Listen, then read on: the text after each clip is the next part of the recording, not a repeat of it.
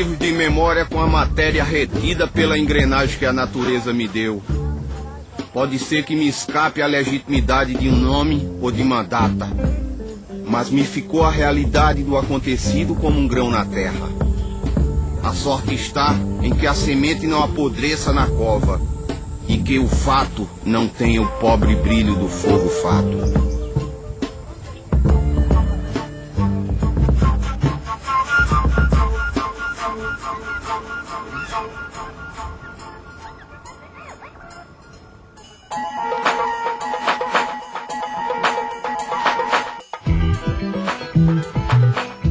José Lins do Rego nasceu em 1901, na Paraíba, no engenho perto da cidade do Pilar. A mãe de José Lins do Rego morre quando ele é muito criança, ele tinha 2 anos de idade, certo? E é aí então que ele vai viver no engenho do avô. O tempo de formação e que ele vai discutir no seu primeiro romance de 32, O Menino de Engenho, é de fato esse momento no engenho corredor. Levaram-me para o engenho do meu avô materno. Eu ia ficar ali morando com ele. Um mundo novo se abria para mim. Menino de Engenho é o primeiro livro de uma série de 5 livros que José Lins do Rego resolveu chamar de O Ciclo da Cana-de-Açúcar. Carlos de Mello é o nome do personagem principal, o romance em primeira pessoa. E é importante para a gente perceber justamente como é que ele transforma a memória em ficção. Então, por exemplo, no romance Menino de Engenho, o pai mata a mãe. Certo? Então, daí o pai enlouquece e ele não tem mais contato. Isso não é de fato o que aconteceu. Então, como eu disse, a mãe dele morreu de parto. Então, esse tratamento ficcional é diferente. E agora, na biografia, temos pouca informação sobre o pai. A figura importante mesmo é o avô. Seu Andorinha! Ô, seu Andorinha! Leve o gado para o pastoreio! Olhava eu meu avô como se fosse ele o engenho. A grandeza da terra era a sua grandeza. Não podia haver nada que não fosse do meu avô. O avô é uma figura importantíssima para ele. Na vida dele, a gente sabe que é a figura definidora. E partiu daí, até, de certo modo, o desejo dele de ser romancista. Ou seja, de escrever a história do avô. Foi aí que começou a obra do José Lins do Rego. É um dos livros básicos, né? É um dos livros fundamentais da literatura brasileira. E é um livro de um frescor, né? Até de uma inocência extraordinária, né? De uma beleza, de envolvimento, aquele menino de engenho, que no fundo é quase um menino brasileiro, né? Aquele menino meio com aventuras sexuais aos 10 anos, né? Pega até uma doença venérea, né? Convive com animais, aquelas coisas. É o Brasil, né? Uma espécie de súmula do Brasil, aquele livro. Comecei querendo apenas escrever umas memórias que fossem a de todos os meninos criados nas casas grandes dos engenhos nordestinos. Seria apenas um pedaço de vida o que eu queria contar. Sucede, porém, que um romancista é muitas vezes apenas um instrumento de forças que se acham escondidas no seu interior. O Menino de Engenho vai tratar da infância dele até os 12 anos, quando ele vai para o colégio interno. Doidinho trata justamente das memórias que ele teve do internato. Ao mesmo tempo, é um romance que, de certa forma, é uma reescritura do Ateneu de Raul Pompeia. Ou seja, ele é memória, mas também ele tem um lado literário muito importante. Ao sair do internato, o José Lins do Rego vai estudar numa escola que se chamava Pio X, na Paraíba do Norte, hoje é João Pessoa. Depois ele sai e vai terminar o secundário no Recife. Ele veio fazer o que antigamente se chamava o curso de preparatórios para entrar na faculdade de Direito. E depois fez o curso, mas ele próprio escreveu numa recordação dessa época que ele não sabia nada de direito, não estudava, ele passava o tempo todo, às vezes nem sabia onde é que ficava a sala de aula de determinadas disciplinas, sabe? Foi um boêmio, e depois tornou-se, ainda estudante, já no fim do curso, um jornalista panfletário. Gilberto Freire é que tirou ele dessa profissão de jornalista, percebendo que ele tinha todas as qualidades de um romancista autobiográfico, né? O Gilberto Freire, de fato, é uma figura muito poderosa, alguém que volta dos Estados Unidos cheio de ideias, é uma pessoa que já era muito erudita, então, apesar de que só tinha 24 anos na época, o José Lins tinha 23, e ele disse que aprendeu muito, todas as leituras que ele começou a ler, que ele teve naquele momento, foram graças ao Gilberto Freire. Gilberto Freire assistiu o nascimento do modernismo literário e artístico. De modo que quando ele chegou aqui em 23, no ano seguinte da Semana de Arte Moderna, ele disse: olha, tudo isso que esses rapazes de São Paulo estão fazendo, eu já vi nos Estados Unidos e na Europa. De modo que isso não tem nada a ver com o Brasil, né? Eles estão copiando o que fizeram na Europa. Aí ele procurou desfechar o movimento regionalista, e José Lins do Rego aderiu a esse movimento, a esse que Gilberto Freire desfechou no Recife, fundando o Centro Regionalista do Nordeste, né? O romance Banguê, de 1934, se formos fazer uma relação entre a biografia e o romance, ele trata justamente desse momento que, tendo terminado a faculdade de Recife, ele volta para a Paraíba e vai para o engenho do avô. Tem o capítulo onde mostra a morte do avô, José Paulino, certo, dentro do romance, que é uma coisa muito forte para ele, e ao mesmo tempo que existe essa admiração pelo avô, com alguma crítica, mas ao mesmo tempo a figura muito poderosa, viril até do avô, ao mesmo tempo ele sente que ele não pode continuar o legado do avô, ele não pode ser um senhor de engenho. Carlos de Melo havia crescido, sofrido e fracassado. Mas o mundo do Santa Rosa não era só Carlos de Melo. Ao lado dos meninos de engenho, havia uns que nem o nome de menino podiam usar. Os chamados moleques da bagaceira, os Ricardos. O Moleque Ricardo é o quarto livro da série do ciclo da cana-de-açúcar.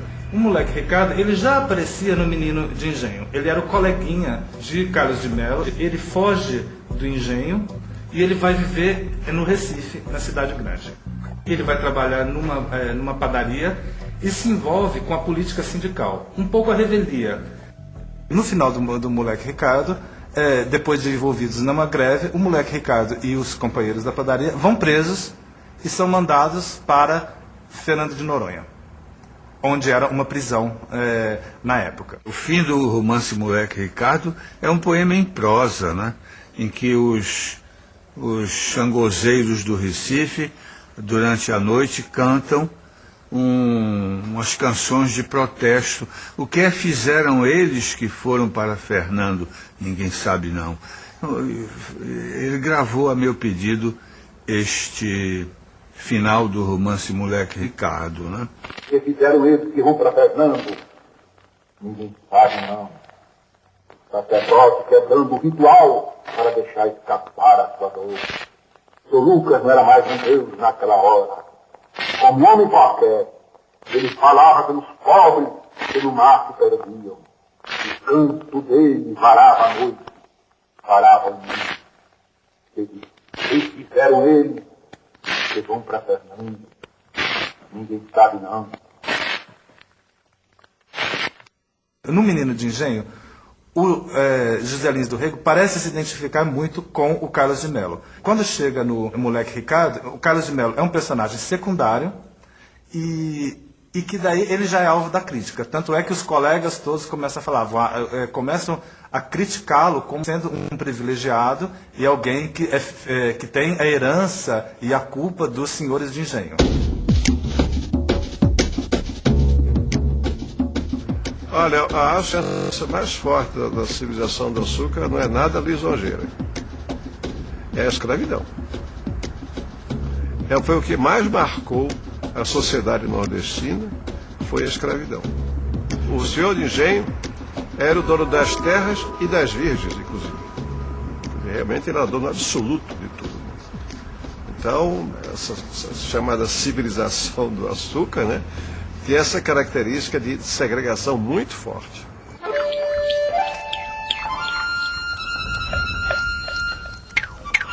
Depois do moleque Ricardo, veio Zina.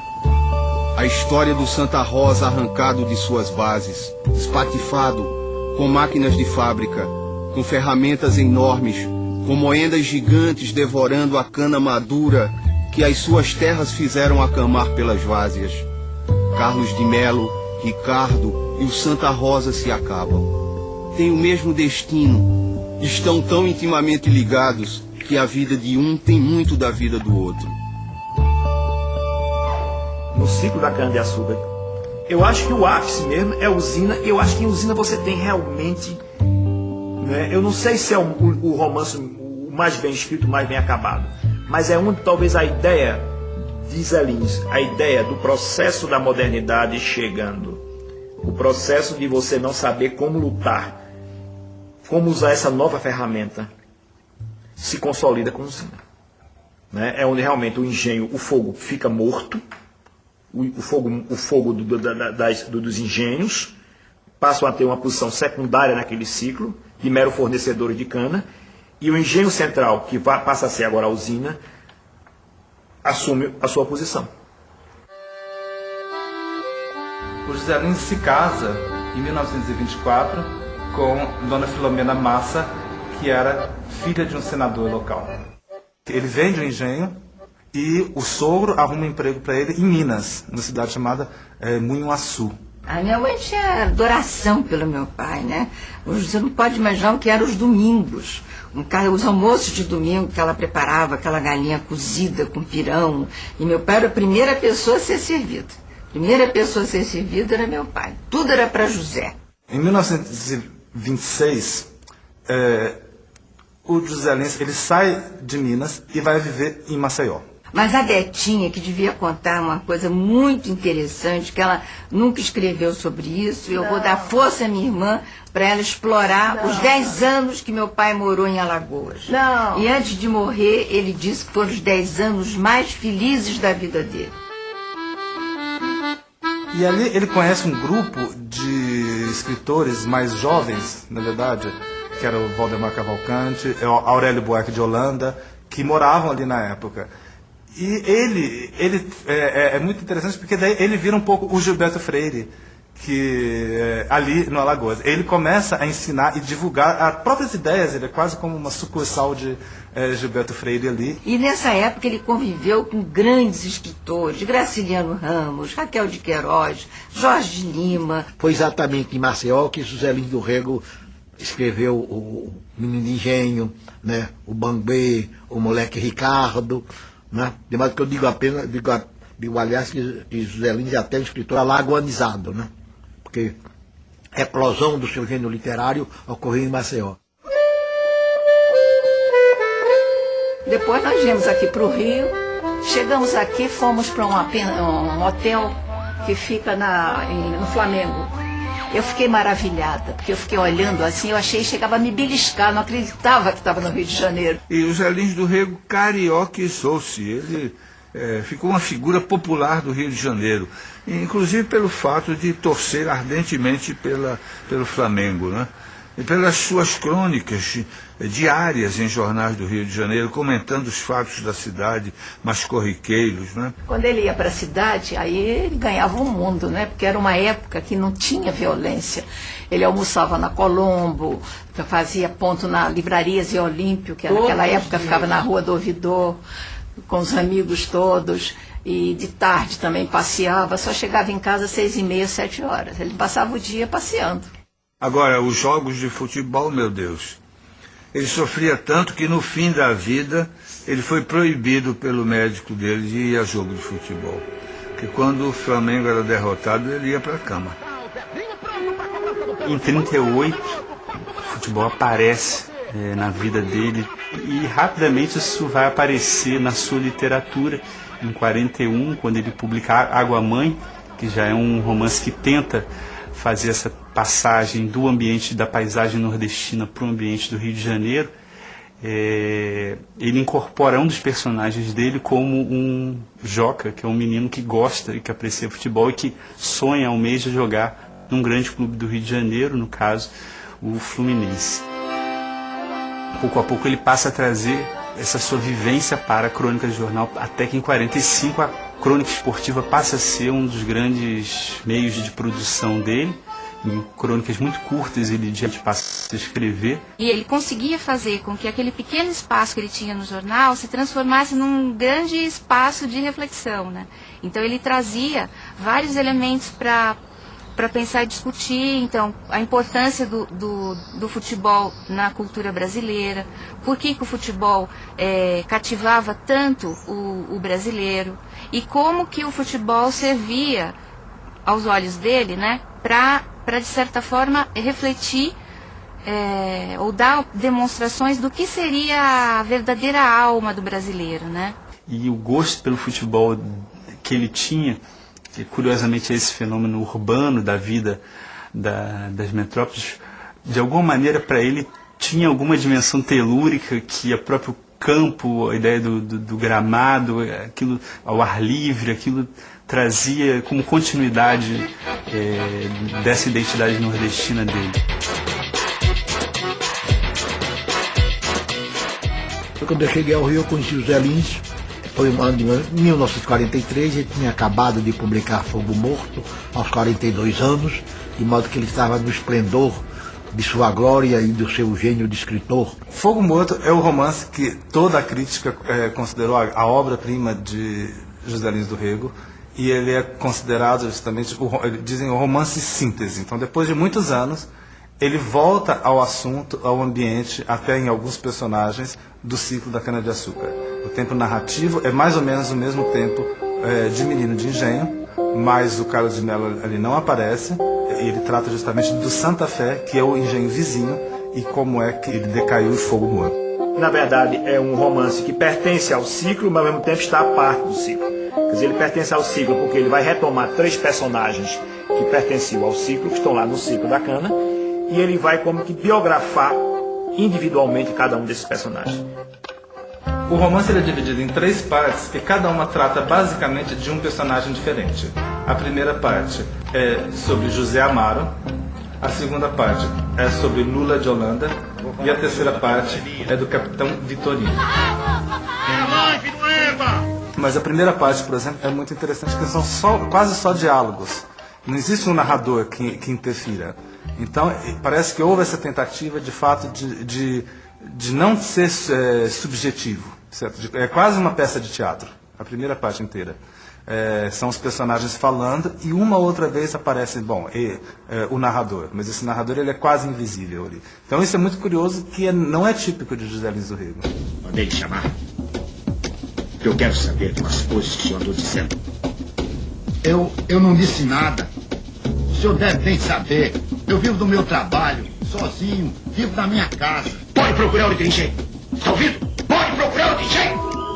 O mestre José Amaro deixou que ela falasse. E depois, com uma mágoa que nunca se ouvira em sua boca: comadre, está muito direito. Estou morto. Agora mesmo no Santa Fé, o coronel me botou para fora dessa casa. E não falou mais. Foi para sua rede, enjeitou a janta e na escuridão do quarto as coisas começaram a rodar na cabeça. Não haveria um direito para ele? A terra era do senhor do engenho, e ele que se danasse, que fosse com seus cacos para o inferno? A segunda parte é que vai contar a história de Lula de Holanda, e daí vai muito atrás, vai no século XIX e conta é quase uma saga de uma família. Curioso então que, enquanto na primeira parte eram só diálogos, a segunda parte é só o narrador, ou é muito narrador, contando a história. É como se o povo, ou a camada popular, não tivesse história, não tivesse passado. Certo? Então, é tudo no presente. Agora, quando vai tratar da história da classe dominante, do senhor de engenho, ele vai desde o século XIX e conta toda essa história. Seu Lula já estava velho. Dona Amélia era aquela criatura sumida, mas sempre com seu ar de dona. Neném, uma moça que não se casava. Esta era a Casa Grande do Santa Fé. As várzeas cobriam-se de grama, de mata-pasto, os altos cresciam em capoeira. Seu Lula, porém, não devia, não tomava dinheiro emprestado. Todas as aparências de senhor de engenho eram mantidas com dignidade. Existe uma espécie de espelhamento entre essas duas figuras, o José Amaro e o Lula de Holanda. Um personagem popular sem nenhum direito, e outro, esse personagem patriarcal, que é o Lula de Holanda. Então, os dois se casaram por conveniência, têm filhas histéricas que não se casam, eles não têm filhos homens, também que vão continuar o legado da família, e os dois também têm ataques. Um vira lobisomem e o outro é epilético, e tem seus ataques epiléticos. Meu Deus! A terceira parte do romance é sobre o capitão Vitorino, que é um pouco, ele é muito, os críticos, ou até o próprio José Lins do Rego, diz que ele teve uma tentativa de fazer uma espécie de Dom Quixote, um personagem meio idealista que brigava com todo mundo e dizia o que pensava. Vitorino Carneiro da Cunha não nega fogo, ladrão que rouba ladrão, tem 100 anos de perdão. Vitorino Carneiro da Cunha ninguém faz calar, pois eu pagar. Tinha um pouco de louco, mas ao mesmo tempo aquele louco que acaba enfrentando, na verdade, a polícia, os tenentes que havia. É isso, meu povo! Já me leva preso com a mesmo batalhão! É ele que, no momento em que os cangaceiros estão atacando o engenho de Lula de Holanda, é ele que interfere e começa a brigar e não aceitar. Menino, estou falando com o teu chefe. Ainda não cheguei na porta da cozinha. O assalto ao Santa Fé encheu o noticiário dos jornais. A figura de Vitorino ferido e espancado apareceu como de homem de coragem, que não temia perigo de espécie alguma. É sem dúvida o romance desse ciclo o mais bem urdido, não é? Porque é onde ele aprofunda psicologicamente 3 personagens, não é? Que estão ali, en passant, etc., mas que não foram aprofundados. E que são 3 personagens, de alguma maneira, trágicos. Algo de trágico nesses 3 personagens. Não é? São 3 personagens que representam, ao lado de Carlos Melo, que é o personagem central do ciclo, quer dizer, é como se fosse elementos periféricos desse ciclo, desse processo de desagregação. Não é? Mas periféricos, mas que você não consegue entender o centro, que é Carlos Melo, sem entender esse periférico.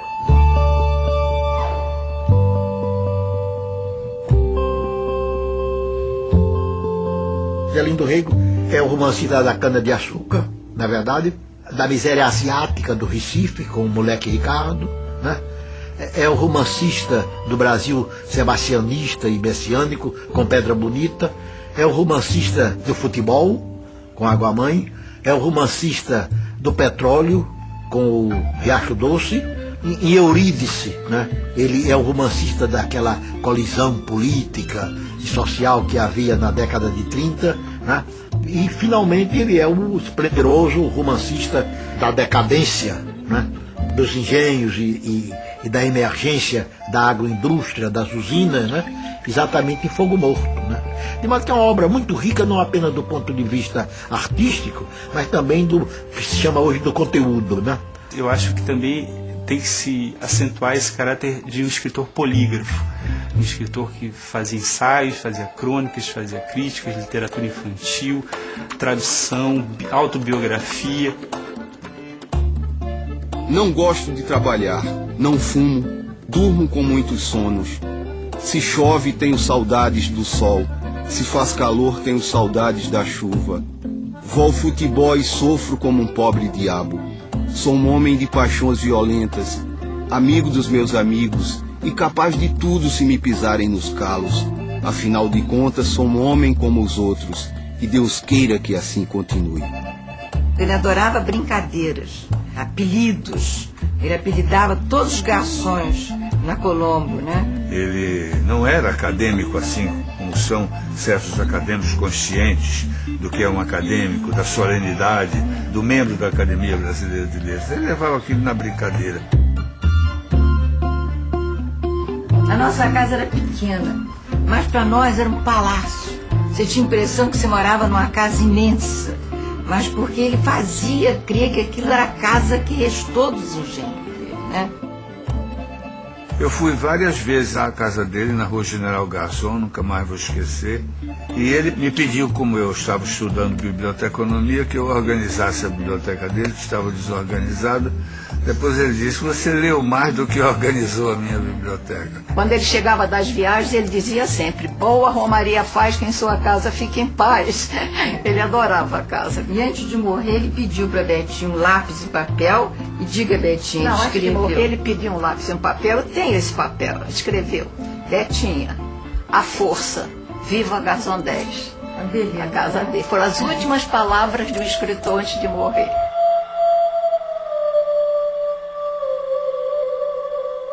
Logo antes de morrer, já nos anos 50, ele escreve esse livro, que é de fato um livro de memórias chamado Meus Verdes Anos.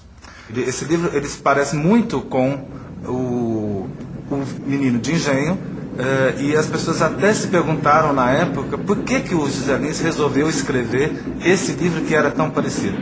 Ele costumava dizer que a maioria dos livros dele, mesmo os de ficção, eram 40% baseados na memória. Porque a memória, a grande missão do Zé Lins é, como todo memorialista, ele falsifica, né? Ele transfigura a sua experiência pessoal, né? E a sua experiência pessoal, quando atravessa a fronteira da linguagem, né? Se torna ficção ou quase ficção. Esse é o segredo, né, do criador literário, né? Adeus, seu Carlinhos. Lembra da gente, seu Carlinhos. Adeus, adeus, lembra da gente.